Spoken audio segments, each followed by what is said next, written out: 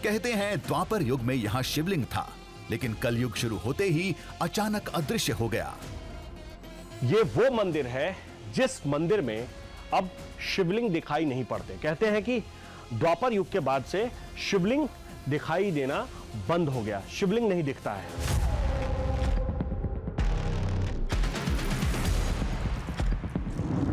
हर युग के साक्ष्य हमारे सामने थे, सारी कहानी समझ चुके थे, लेकिन इस दिव्य पर्वत की पिक्चर अभी बाकी थी। सबसे बड़ा झटका अब लगने वाला था।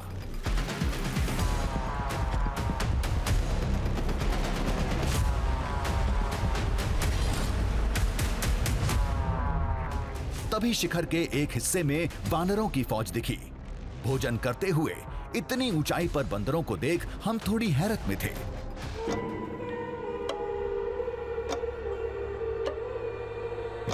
पता चला कि वानरों को भोज देने की यहां सालों पुरानी परंपरा है।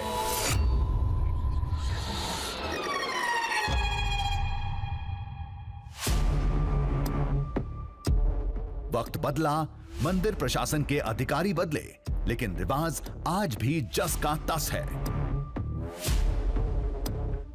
ये भोजन कब से दिया जा रहा है?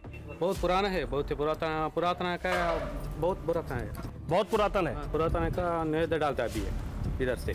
ये बहुत पहले से, बहुत पहले से, बहुत पहले से ये में से डालता है अभी। अच्छा, आप ऐसा मानते हैं कि ये सतयुग में भी बंदरों को भोजन दिया जाता था? जाता था, ठीक। हर युग में बंदरों को भोजन दिया जाता था, तो ये हर दिन भोजन रखा जाता है? हाँ, तीन बार रखता है कभी। एक बार 3 बार, 3 बजे, 1 बजे का मात्र बस डालते हैं। सिर्फ दिन में सिर्फ एक बार यहाँ पर में भोजन रखा जाता है? 1 बजे बस। इन वानरों से लगाव की वजह इनसे जुड़ी मान्यता है। स्थानीय लोगों के लिए ये उस वानर सेना के वंशज थे जो त्रेता युग में श्री राम के साथ यहां आए थे।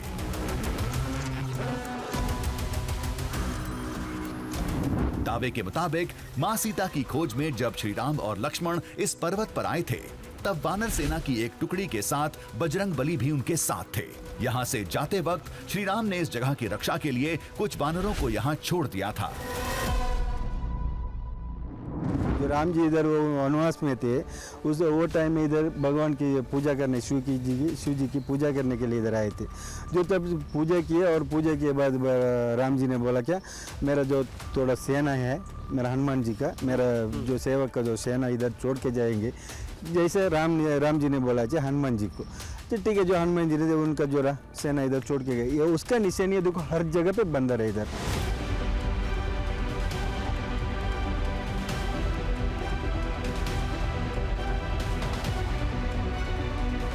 इधर बहुत साल बंदर है, बहुत सारे बंदर है।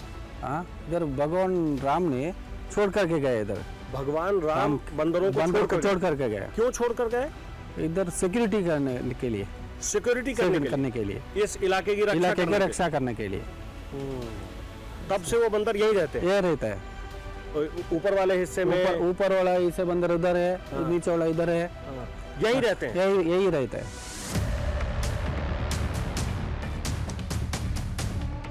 श्री राम ने इस जगह अपनी वानर सेना को क्यों छोड़ा था? ये जगह इतनी अहम क्यों थी? यहां किसकी सुरक्षा करनी थी?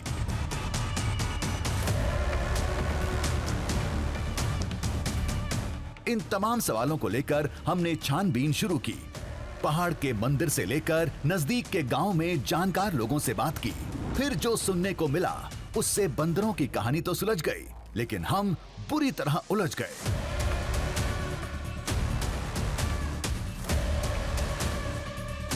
लोगों के मुताबिक इस पर्वत की रक्षा के लिए वानर सेना को छोड़ने के पीछे एक बहुत बड़ा मकसद था, जिसका नाता भविष्य से था। कहते हैं कलयुग के अंत में जब भगवान विष्णु के 10वें अवतार भगवान कल्कि जन्म लेंगे, तो इसी पर्वत शिखर पर उनकी महाबली हनुमान से मुलाकात होगी।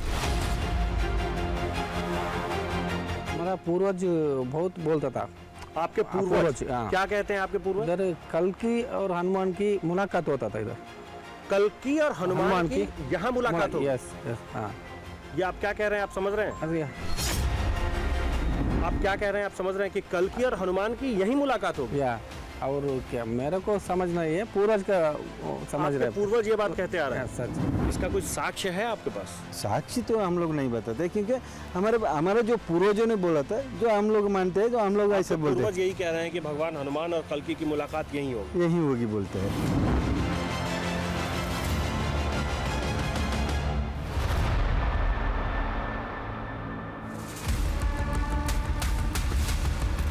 ये दावा अविश्वसनीय था। हम इसे नहीं मानते। ऐसे तो कोई कुछ भी कह देगा। केवल दावे से क्या होता है, कुछ आधार भी तो होना चाहिए। तभी उस घटना का हवाला दिया जब हर युग में ऋषि मुनि यहाँ आया करते थे। वेद व्यास भी आए थे। कल्कि पुराण के कुछ अध्याय यहीं लिखे गए थे। जो हमारे पूर्वज बताते थे, जो उस टाइम में ऋषि मुनि इधर आके पूजा पाठ करते थे शिव जी का, तब वेद व्यास भी आए थे। और वेद व्यास भगवान इधर ही कल्कि पुराण लिखे थे, ऐसे बोलते थे हमारे पूर्वज लोग। इसीलिए जो आज ने अभी कभी भी होएगा तो भी हनुमान, भगवान हनुमान और कल्कि होता है, कल्कि मिलन इधर ही होगा।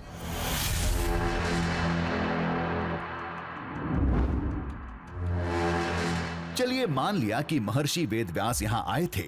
कल्कि पुराण के चंद पन्ने इसी जगह लिखे गए होंगे, लेकिन कल्कि पुराण तो कुछ और ही कहता है।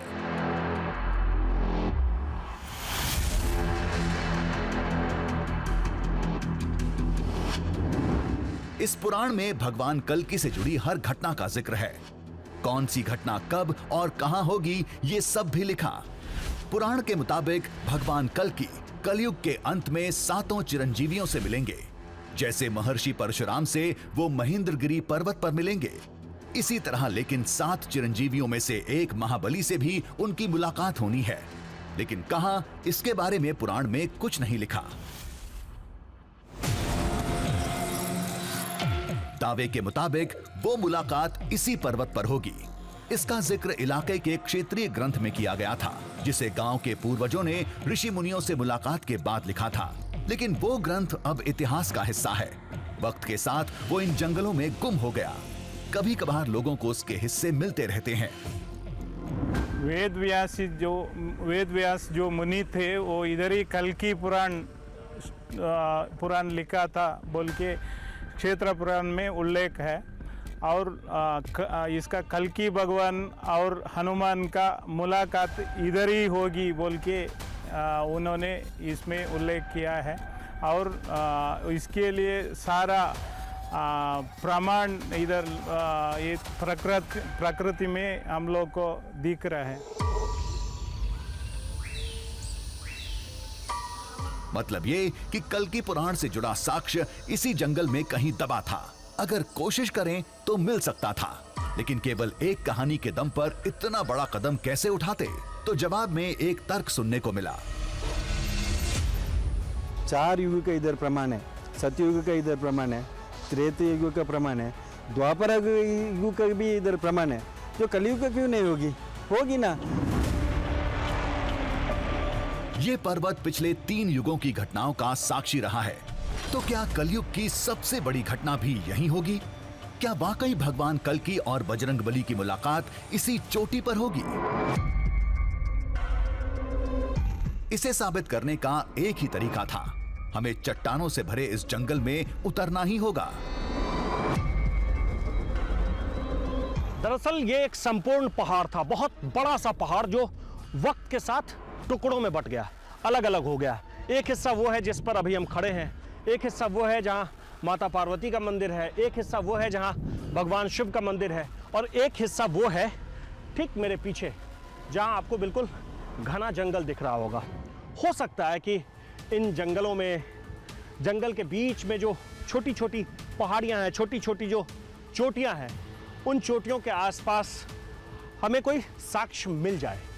लेकिन इस बात पर यकीन करना मुश्किल लगता है।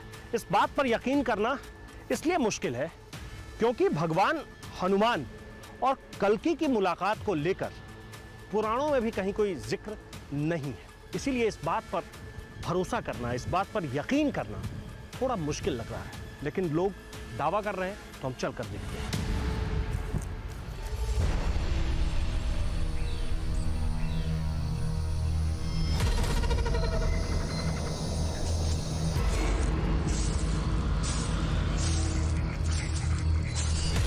हिम्मत जुटाकर हम जंगल में उतर पड़े। आशंका यही थी कि कुछ नहीं मिलेगा। किस्मत से किसी पुराण या ग्रंथ का कोई टुकड़ा मिल भी गया तो उससे क्या साबित होगा।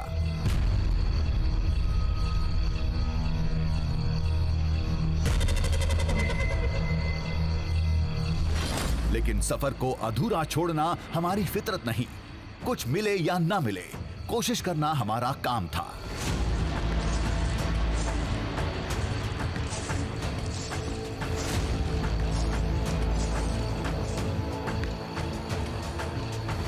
पता नहीं यहाँ कैसा और किस तरह का प्रमाण दिखेगा, ये मेरे समझ से बाहर है। मुझे अभी भी यकीन नहीं हो रहा है, लेकिन लोग जिस तरह की बातें कह रहे हैं उसके बाद हम चलते चलते पहाड़ के बिल्कुल दूसरे वाले हिस्से में आ गए हैं। ठीक पीछे ये जो आप जंगल देख रहे हैं और जंगल के पीछे पहाड़ की ऊंची ऊंची चोटियां हैं।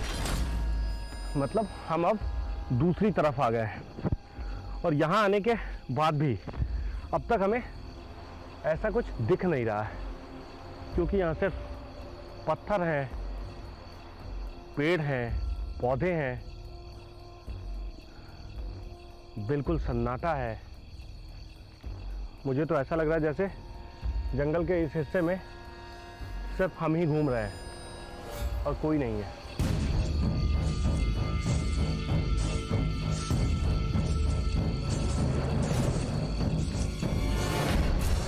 सतयुग में महादेव आए, त्रेता में श्री राम, द्वापर में पांडव, तो क्या कलयुग में कल्कि भगवान भी यहां आएंगे?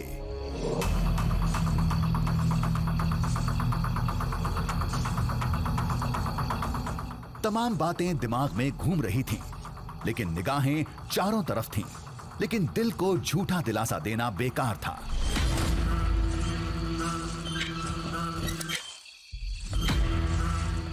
हम इस जंगल में ऐसे ही भटक रहे हैं, लेकिन अभी तक ऐसा हमें कुछ ना तो मिला है, ना तो दिखा है, और ना ही इसकी कोई संभावना मुझे नज़र आ रही है जिससे हम ये कह सकें कि भगवान हनुमान और कल्कि की यहाँ मुलाकात होगी।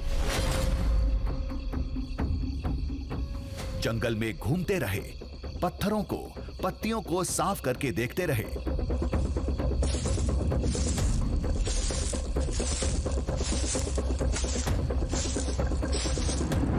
सोचते समझते दिमाग थक चुका था। चलते चलते पैर जवाब देने लगे थे। सामने एक पत्थर पड़ा था, हम वहीं पहुंचे। ये क्या है? ये थोड़ा अलग तो नहीं लग रहा? ये सिर्फ मुझे ही लग रहा है? आपको भी लग रहा है? आपको भी लग रहा है राजेश भाई? ये थोड़ा सा अलग नहीं लग रहा है? ये भाई और पत्थरों से अलग है, अलग दिख रहा है। ये पिलर टाइप का लग रहा है, पिलर टाइप का।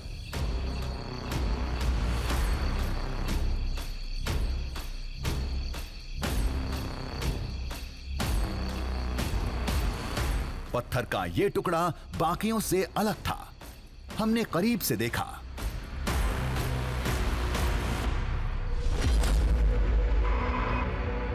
कुछ अक्षरों की आकृति महसूस हुई, शायद कुछ लिखा था।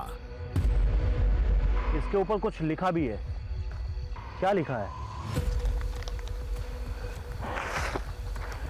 बिल्कुल ऐसे तो समझ नहीं आ रहा। से हमने लकड़ी से साफ करने की कोशिश की। पत्थर, पत्ती सब आजमा लिए। कोई आकृति है या फिर कुछ लिखा हुआ है। ये पूरा साफ करना पड़ेगा। रुक जाओ, एक एक करके देखने दो।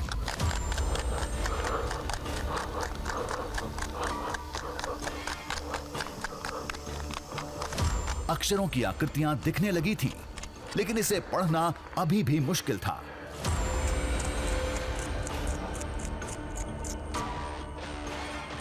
ये ऐसे साफ भी नहीं हो पाएगा। एक काम करो, पानी दो, पानी दो, पानी देना। ठीक है, पानी ना। पानी दो।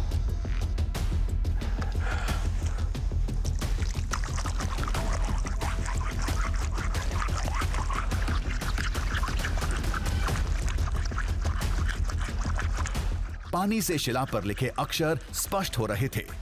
पहला शब्द देख हम उछल पड़े। ये इसके ऊपर बिल्कुल ऐसा लग रहा है जैसे लाल रंग से ये लिखा हुआ होगा। आगे भी कुछ लिखा है।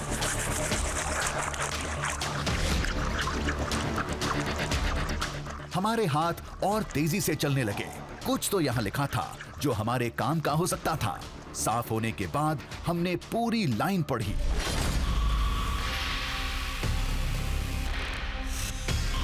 लिखा है यदा कल्कि हनुमानो प्रथम नीली।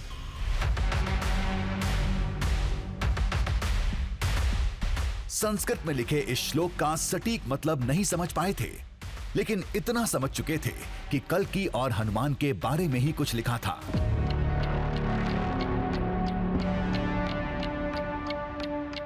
ये संस्कृत में लिखा हुआ है। एक बार मैं इसका गूगल ट्रांसलेट करके देखता हूं।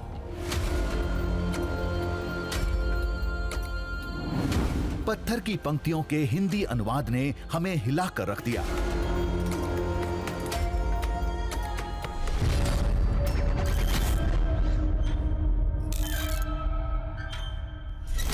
शिला पर लिखा था यदा कल्कि हनुमानो प्रथम बारम मिलितो।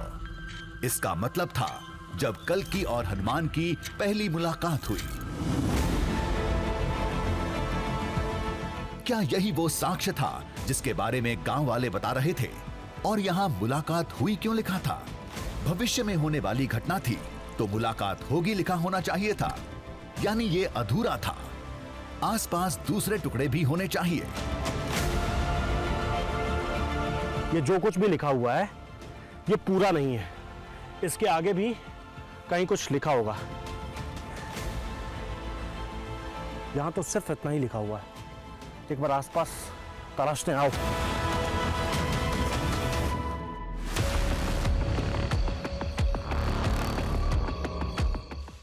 शिला के आगे का हिस्सा मिलना बहुत जरूरी था। जो जानकारी पहले पत्थर में नहीं थी वो शायद दूसरी में मिले। हम घंटों जंगल में मारे मारे फिरते रहे। उस अधूरे वाक्य ने हमें तड़पा कर रख दिया था।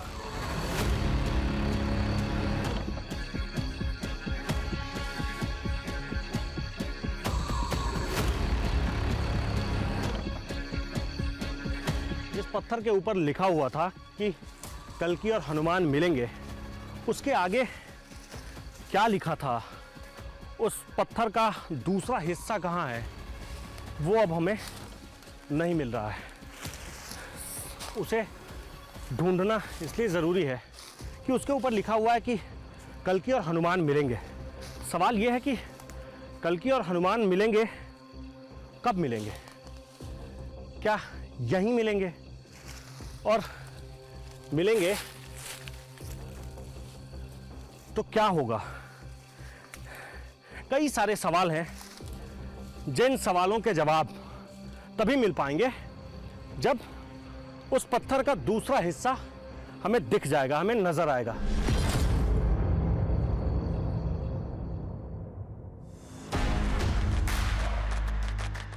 ये शिला कहां से आई? इस पर किसने लिखा था? क्या गांव के पूर्वजों ने या इस पर्वत पर आने वाले ऋषि मुनियों ने? कहीं किसी ने हमारे साथ मजाक तो नहीं किया था? क्या पता यहाँ की कल्कि और महाबली की कहानी सुन किसी ने चट्टान पर लिख दिया होगा जिसका टुकड़ा हमें मिला था।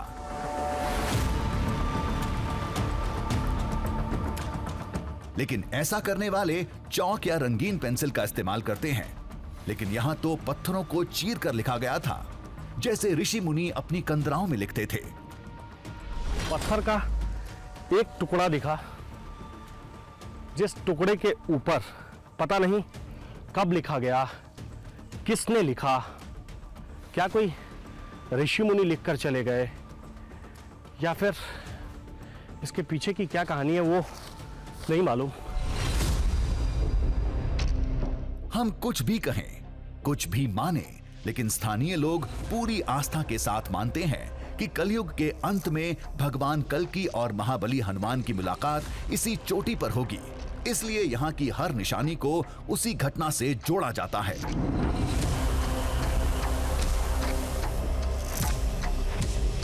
I don't ever slow up, no I don't take shit. I got no love for the fakeness. If you wanna play tough and wanna hate this, I'll always show up.